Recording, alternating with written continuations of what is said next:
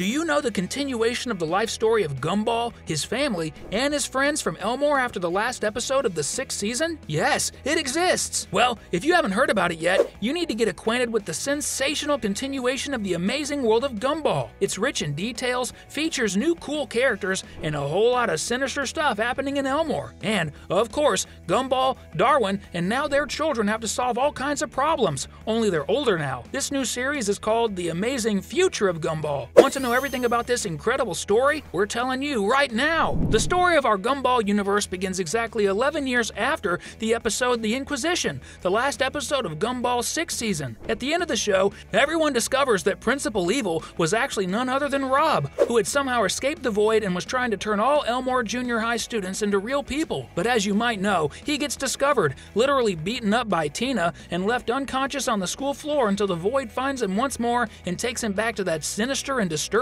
place. After this ending of the show, life went on as usual in the town of Elmore, where Gumball and Penny continued their relationship until one day they got married. The first scene of the new story shows the Watterson and Fitzgerald families eagerly waiting together at Nicole's house for Gumball and Penny to arrive because they were coming from the maternity ward. That day was the planned birth of the first grandchild for both families, as Penny and Gumball were having their first baby. Shortly afterward, the couple arrived at the family's house with their newborn son, Zach, shocking everyone with his name. This is because Zach is Gumball's original name that he officially changed years earlier. But when he found out he was named Zach, he acted like a real brat. The catch is that everyone thinks the baby looks just like Gumball because they really do resemble each other. However, Penny reveals that the similarity is mainly due to Gumball painting the newborn's face with non-toxic blue paint for sensitive skin. At this point, there's an important detail. Darwin and Carrie were already married but couldn't touch each other, as Carrie is a ghost and Darwin was alive. Yes, I said was. This is because Gumball was bothered by the fact that Darwin couldn't touch Carrie, so he came up with a plan for Darwin to take the potion and turn into a ghost, while Gumball took care of Darwin's body. The plan was for Gumball to sneak into Carrie and Darwin's house and get the potion Carrie had stored, but he was afraid he might use it since every time magic was used, there was a price to pay. The problem is that Gumball grabbed a vial that looked a lot like the potion he used to turn someone into a ghost,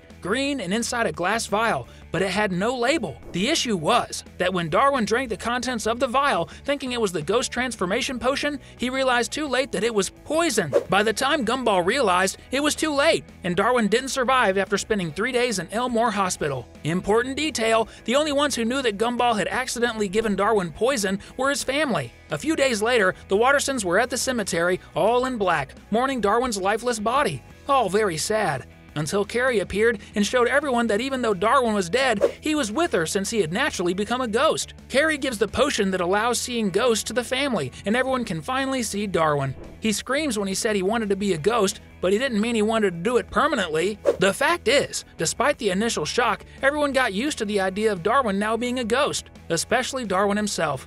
In fact, Gumball and Darwin are business partners, as Gumball uses the fact that Darwin is invisible to get insider information and always get promoted at work and receive salary increases.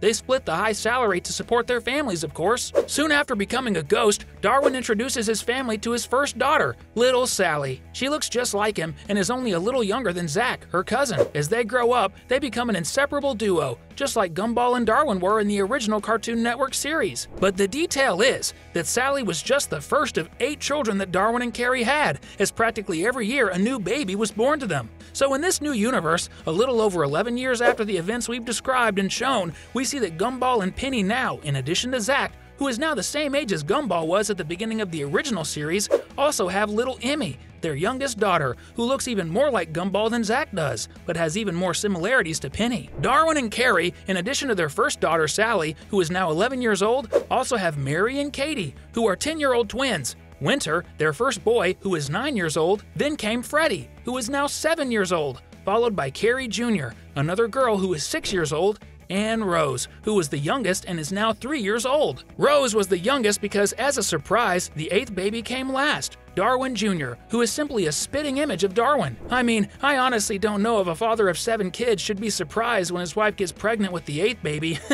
But the coolest thing about the series is that it brings Darwin and Gumball's kids into new adventures at Elmore Junior High, with a special focus on Zach and Sally. At the school, we can see that several of their classmates are actually the children of Gumball's old classmates. We talk more about each of them in detail in the video, The New Generation of Gumball, which you can check out right here on the channel after watching this video. But just so you know, for a while, 8 and Masami got married and had a child. Just like Terry also had a child that Sally is completely in love with. Remember Tina and Hector? Well, they got married too, and had a super cute son who still looks a bit dangerous. Not to mention Bobert's daughter, that robot who went to school with the boys in the past. If you're wondering how a robot can have a daughter, I have to say, I have no idea either. But if you have any hypotheses on how that could be possible, please put them in the comments so we can find out what you think too. 2 other characters who are daughters of couples we saw in the amazing world of Gumball and couldn't be left out are Alexis, younger and resembling Carmen, and Miriam, the older daughter of the couple who goes to the same class as Zach. In fact, there are 2 of them, Alexis, younger, who looks like Carmen and looks the same age as Emmy, Gumball's daughter, and Miriam, the couple's eldest daughter who studies with Zach in the same class. And one more thing, they both like each other, much to Gumball's dismay, who has disliked Alan since school.